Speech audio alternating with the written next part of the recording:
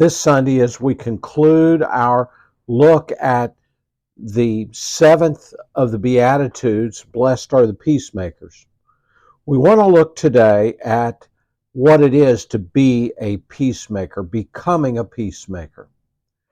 And it's amazing this time of year, just a few days before Christmas, that the Apostle Luke recorded in Luke chapter 2, verse 14, recorded the words of the angels when they said, "Glory to God in the highest, on earth peace, goodwill towards men."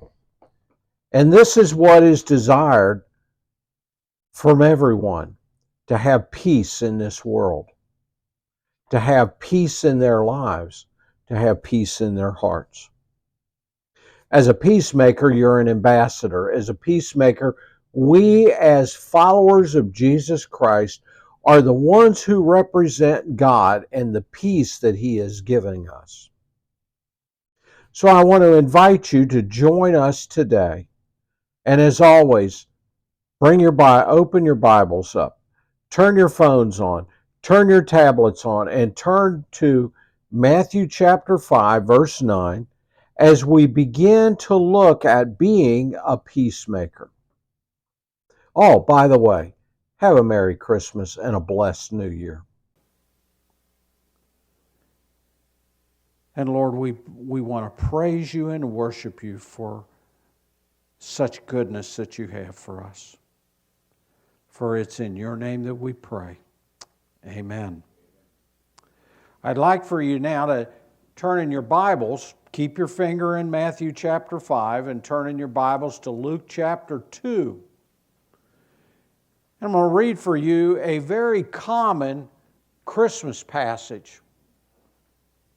Luke chapter 2 and verse 14. The glory to God in the highest, and on earth peace, goodwill towards men. This was the angels sending a message to shepherds. This was an angel, or the angels in heaven, declaring the birth of Jesus. Dare I say, the ambassadors of God, the peacemakers delivering a message of peace to all. That's one of the things that we celebrate this time of year. And along with that, we should be celebrating the practice of being a peacemaker in how we live our everyday life. Now flip back to Matthew chapter 5 and verse 9. Once again, blessed are the peacemakers. In other words, the statement here is those who live their lives as being a peacemaker. Being a peacemaker is being an ambassador for God.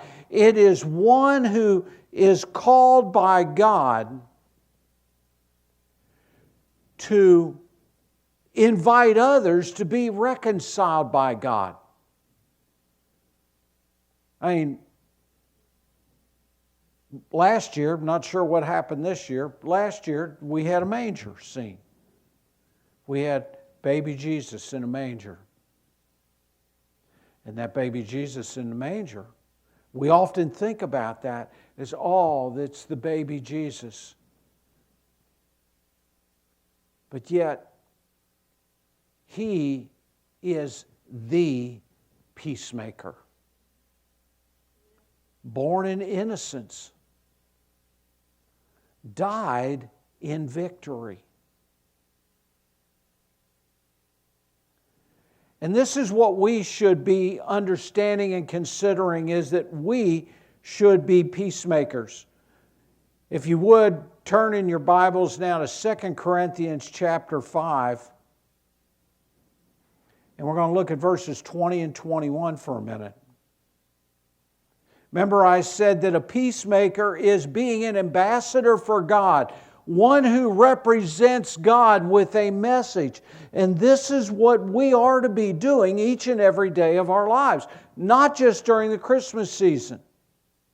Each and every day of our lives, we should be an ambassador, a peacemaker. 2 Corinthians chapter 5, verses 20 and 21. Now then, we are ambassadors for Christ, as though God were pleading through us. We implore you on Christ's behalf, be reconciled to God, for He made Him who knew no sin to be sin for us, that we might become the righteousness of God in Him. That's the message of a peacemaker. That is your message, should be your message in my message. But I want you to look at something here. It says, we are ambassadors for God. Not that we're becoming, but we are. At the moment that we come to the cross, at the point that we come to the cross and invite Jesus to be our Savior and surrender to Him to be the Lord of our lives, we become an ambassador for God, a representative of the message of hope of God. And we all should have that on our minds. To be a peacemaker, or for each of us to be a peacemaker, we must follow the application of the first 6 characteristics, heart characteristics, that we have been studying over the past few weeks. Being a peacemaker is the 7th of the Beatitudes. If we're genuinely going to be effective as a peacemaker in the world around us, we've got to be prepared to apply those first 6 before we can become effective as a peacemaker. Just in review, let's look at them for a minute. Jesus started out, remember, He was teaching His disciples, and He's basically saying, you're going to be my ambassadors. You're going to be the peacemakers of God. You're going to turn the world upside down with the message of God. You're going to turn it upside down. And here's what I want you to understand. He begins by saying, blessed are the poor in spirit. We begin by needing to have an honest view of ourselves, recognizing that we ourselves are nothing without Christ. Jeremiah 17:9 says, the heart is deceitful above all things and desperately wicked. In our lives, we have a choice.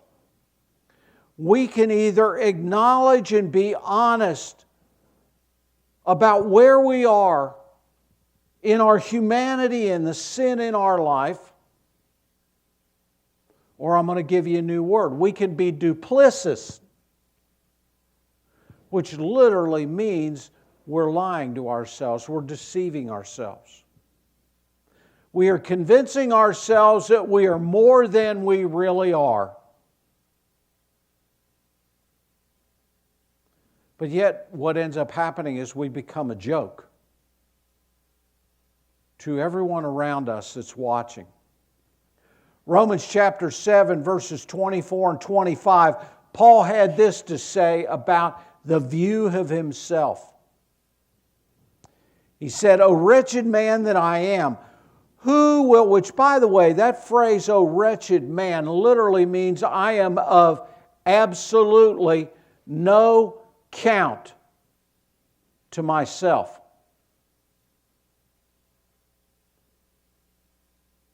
Ben, can you help me out with the back row, please? Thank you. O wretched man that I am, who will deliver me from this body of death? I thank God through Jesus Christ our Lord. So then, with the mind, I myself serve the law of God, but with the flesh, the law of sin. Paul recognized Paul was probably reached the pinnacle of his religious life, only to face the reality that he was absolutely of no count without Jesus Christ. Nor are any of us. It doesn't matter the degrees. It doesn't matter the level of achievement in careers or anything. They're of no account without Jesus Christ. So Jesus began by saying, you've got to have the right attitude. You have to have that, let's say it this way, this spiritual poverty within our thinking. But then from there he went to say, blessed are those that mourn. Once we're at that place of taking an honest evaluation of ourselves, then we become to the place that, or we should at least approach the place that sin in our life bothers us. We should never become satisfied or complacent about our lives when it falls short of what God desires for us, when it falls short of what God's Word says of how we should be living. We should never become so cocky that we think we've arrived. That we think, man, I've been in church for 50 years. How much more can I grow? What much more can I do? And I have to admit, for the last 3 or 4 years, at the point that I reached 65, I realized that, man, I was just getting started. I'm just figuring things out. I am just now figuring it out. And I started praying and saying, God, can I have another 50 years? Because I am just now starting to understand. We should never become so complacent about our spiritual growth. And this is what Jesus was saying. We should never be okay with any sin that is in our life. And as long as we're okay with sin that exists in our life, we're not going to be effective as a peacemaker. Proverbs chapter 28 says this.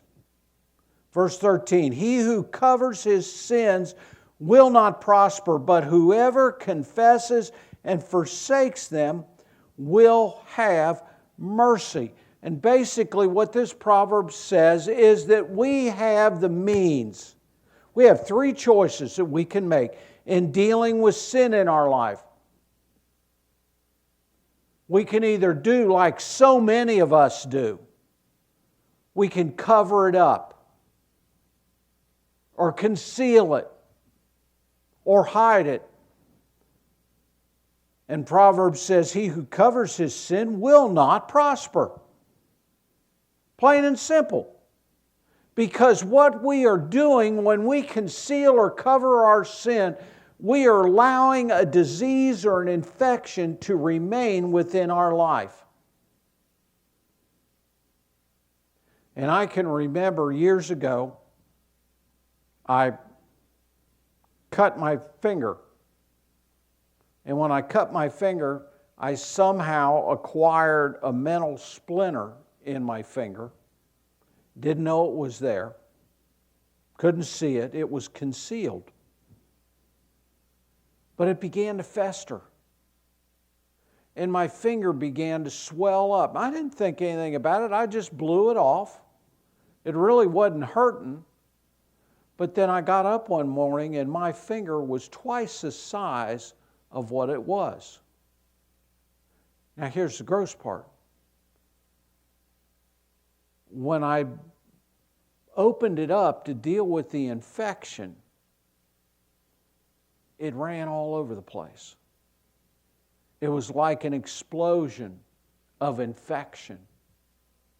And when we conceal sin in our life, we may tell ourselves, we're okay with it. I can handle this. It's not that big of a problem. And I'm not talking about the big moral sins. I'm talking about the little ones. The ones that are easy to hide. The ones that are easy to conceal.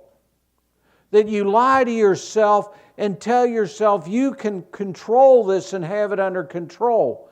But what really is happening is that infection is eating away at your life and poisoning your life. You have three choices of dealing with sin. You can conceal it. You can confess your sin, which basically says you're sorry. And that's how most people use 1 John 1:9. If we confess our sins, He's faithful and just to forgive us our sins and cleanse us from all unrighteousness. But it is more than saying, God, I'm sorry that I got caught in this sin. We can either conceal sin, confess sin, or repent, or what Proverbs says here, forsake that sin. In other words, unload it, walk away from it, dare I say, run away from it, and not go back to it again. That's repentance. To turn completely away from it. And I think it's no accident that as Jesus was teaching and preparing this, as we referred to them the other week, this foundational evangelistic team who was going to go out and share the gospel. As He prepared them, He's telling them, you all need to deal with the sin in your life and repent of that sin in your life. They all had sin in their lives, just like you and I all have sin in our lives. And it needs to be an everyday commitment to deal with that sin and unload it and get rid of it and run away from it. So the next thing on Jesus' list was, blessed are the meek. And once we get tired, once we recognize our condition with sin and our need for Jesus, once we come to the place that we're fed up with sin in our lives and we're saddened when that sin creeps in, we approach ministry with a heart attitude of humiliation. Not embarrassment, but being humbled. Recognizing others as being more important and more needy, and that our place was to serve God and glorify God and not ourselves. And he goes on and he says that it should be that our character begins to get transformed and changed. And we start to take on a servant's heart. But then as we go down through the list here, he then says, blessed are those who hunger and thirst for righteousness. And Jesus says, okay, now you've come to the place that you've recognized your condition. You have reached a place that not only do you recognize your condition and your need for God, you're saddened by the sin in your life that interferes with that. You start taking on and transforming your attitude of being a humble servant to where it's not about you, but it's how you glorify God in serving others. But then he says, now, your spiritual growth at this point can actually begin to where you hunger and thirst and desire righteousness within your life. You want to become more like God. Your desire is to grow and to become more like God. And folks, we're not ever going to grow spiritually if we don't spend time in the Word. If we don't desire the things of God. If we don't literally hunger and thirst for that righteousness within our lives. But an amazing thing starts to happen then at that point. And Jesus, it's no accident that Jesus explains these things the way He does, because each one builds on the other. And you can't do the shortcut and go around it. You can't bypass any of it. Each one supports the other and builds on the other. And we're at a place that we hunger and thirst after righteousness. So if you are desiring the righteousness of God, the next logical thing is to be pure in heart. To have that desire for righteousness in your life. To do the spiritual house cleaning. To change how you live your life. And this is what Paul, or what Jesus was telling all the disciples. 1 Peter chapter 1 and verse 15. Peter said this, and he's quoting from the Old Testament, and he says, "But as He who called you is holy, you also be holy in all your conduct." In other words, we should live our lives in such a way that we are obedient to God's Word. Now, living a life in obedience to God's Word means no compromise. Next week we begin to look at where Jesus talks about, and He says, "Blessed are those who are persecuted for righteousness' sake, for theirs is the kingdom of heaven." And then He goes on to verse 11, He says, "Blessed are you when they revile and persecute you." Those two verses are joined together because it is all about how we choose to live a life without compromise. Live a life of speaking truth to others. So we have built on these first 6 heart characteristics. And then Jesus comes to 7 that says, "Blessed are the peacemakers, for they will be called the sons of God." And that phrase, sons of God, literally is a Greek term of respect and regard to the character and integrity of the individual. And this is where we begin to grow and come. Now, the question at this point is, as we experience this transformation in our life, as we all grow as peacemakers, how does this affect our daily life? How does this affect our witness to other people? It happens in 3 ways. The first one is this. A peacemaker, all of us, must begin having peace with God. We all have to have peace with God. If we do not grow in our lives in having peace with God, we have nothing to offer anyone else. We have nothing to share anyone else. We light these candles.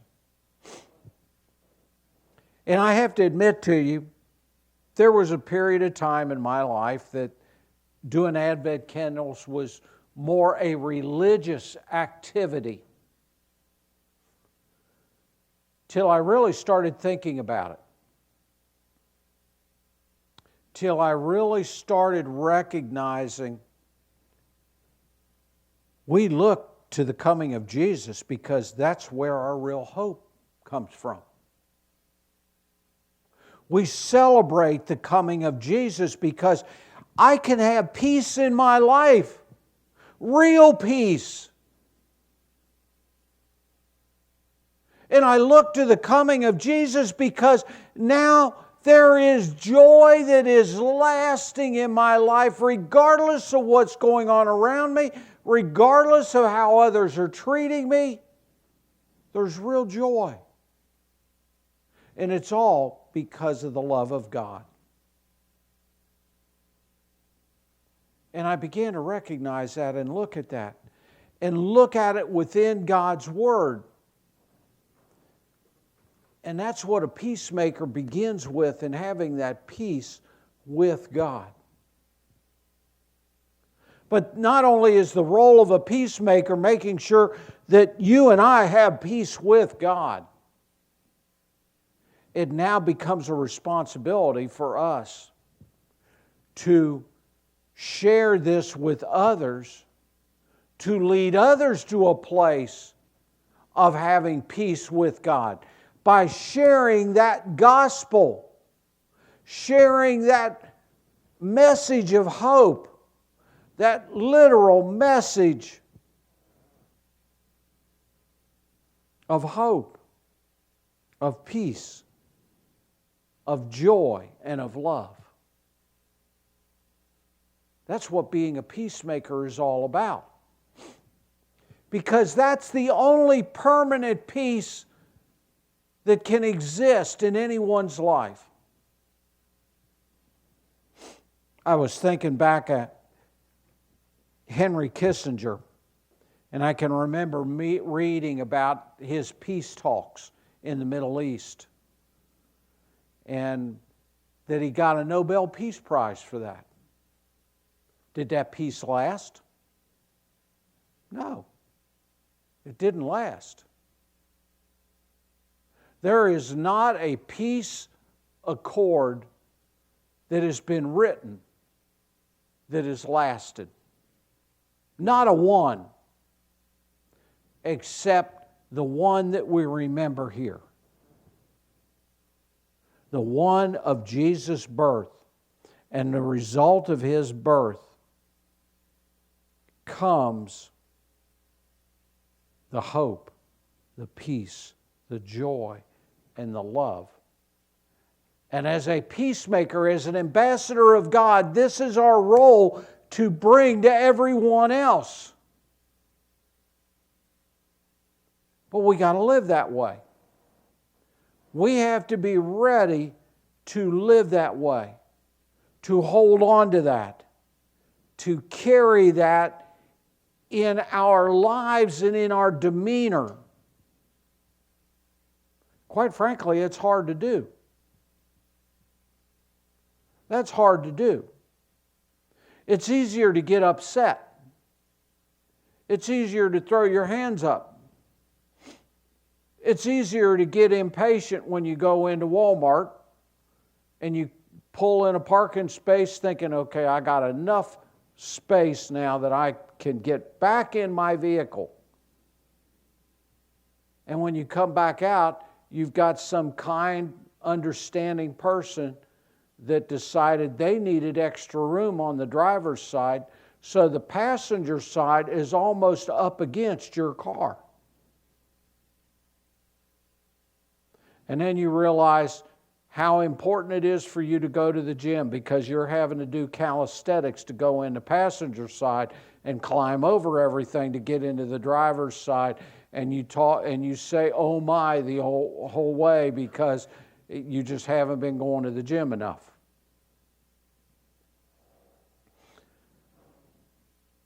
The world needs peacemakers right now. We pray about peace in the world. We pray about the Middle East, and there's nothing wrong with that. But I'll tell you a little secret. There is not going to be any peace in the world until Jesus comes back. What we need to be praying about is you and I having the courage to be a peacemaker by sharing the hope of Christ, by delivering the message that's very simple of these 4 candles that we light during Advent. I really was praying earlier about, I think I'm going to leave these up here for a while. Because this is the gospel message. One of hope, of peace with God, and peace with others. One of joy, of celebration of what we have in Christ. And without hesitation, the love that was demonstrated by God towards us. Now, we share that peace with others as a peacemaker, but that also means that we have to work very hard at having peace with other people. We got to work very hard at that. None of us are perfect. We all make mistakes. Sometimes we don't even realize we've made those mistakes, but we do. We need to work very hard at overlooking those mistakes, of being a peacemaker from the standpoint of letting go of offenses, letting go of criticisms towards other people, letting go of the things that we hold on to that fester within us and become distractions and distort us. So being a peacemaker is having peace with God that we begin at the foot of the cross. Then we share this peace with others of how they can have peace with God.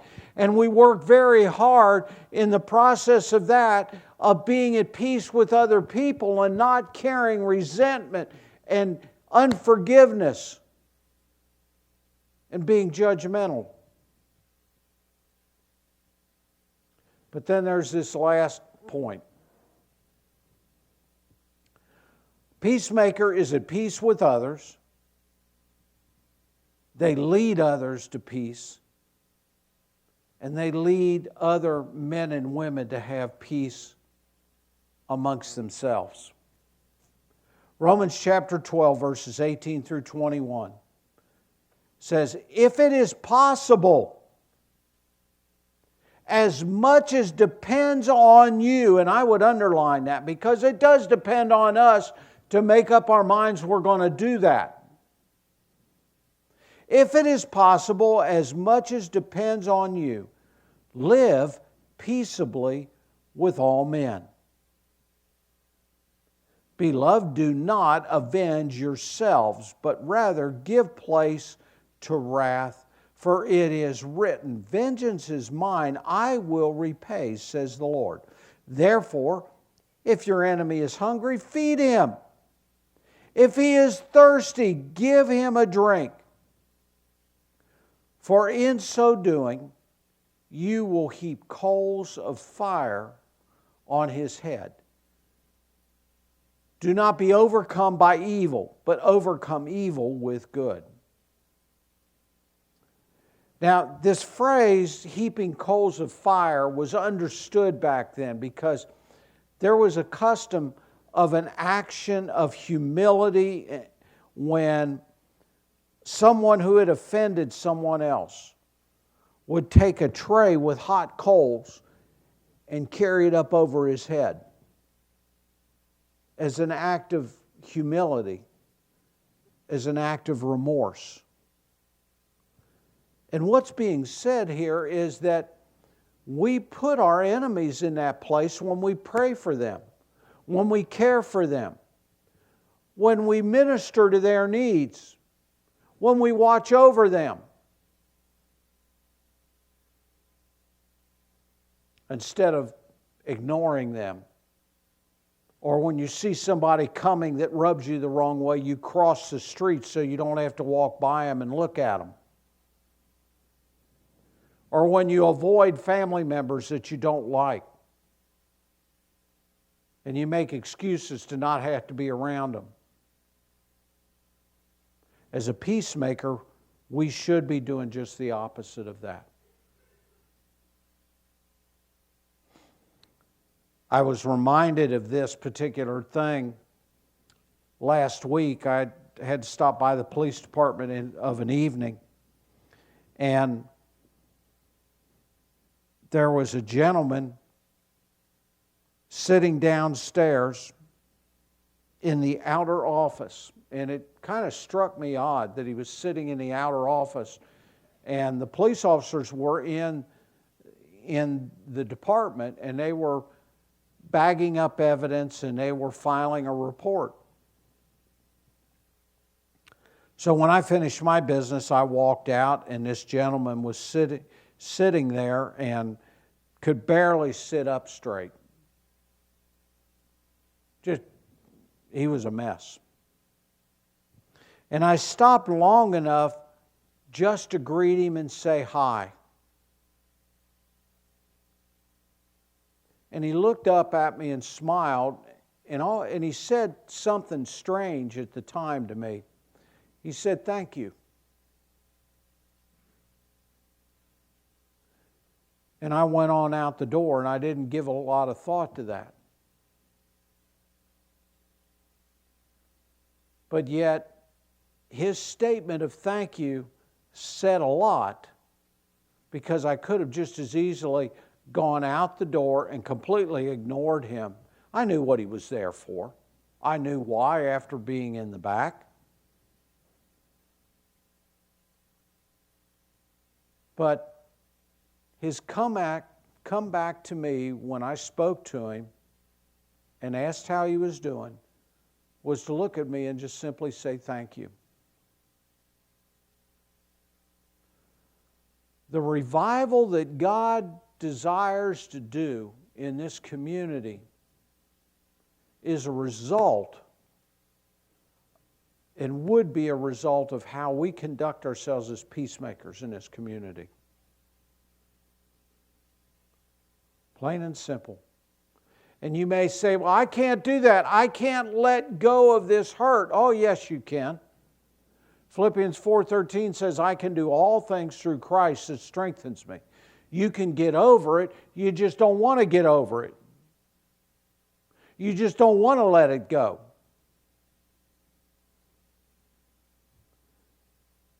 Being a peacemaker and helping others have that peace in their lives and peace with everyone means you've got to speak the truth.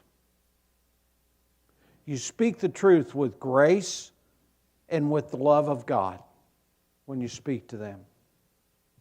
Secondly, you speak the truth without compromise, and we're going to get into that a little bit next week. We compromise God's truth way too much, in my opinion, today. Thirdly, we speak the truth without wavering. In other words, we need to not vacillate over speaking the truth to people. We speak it in love to them with God's grace. We don't compromise it, but we speak to them in confidence. Not of who we are, but who Christ is within us. We speak that truth without wavering. And we speak the truth knowing that not everyone is going to like what you have to say.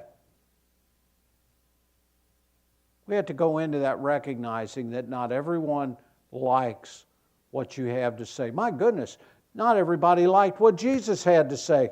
Where did Jesus end up? He ended up on the cross. But it is important to understand this: retribution belongs to God.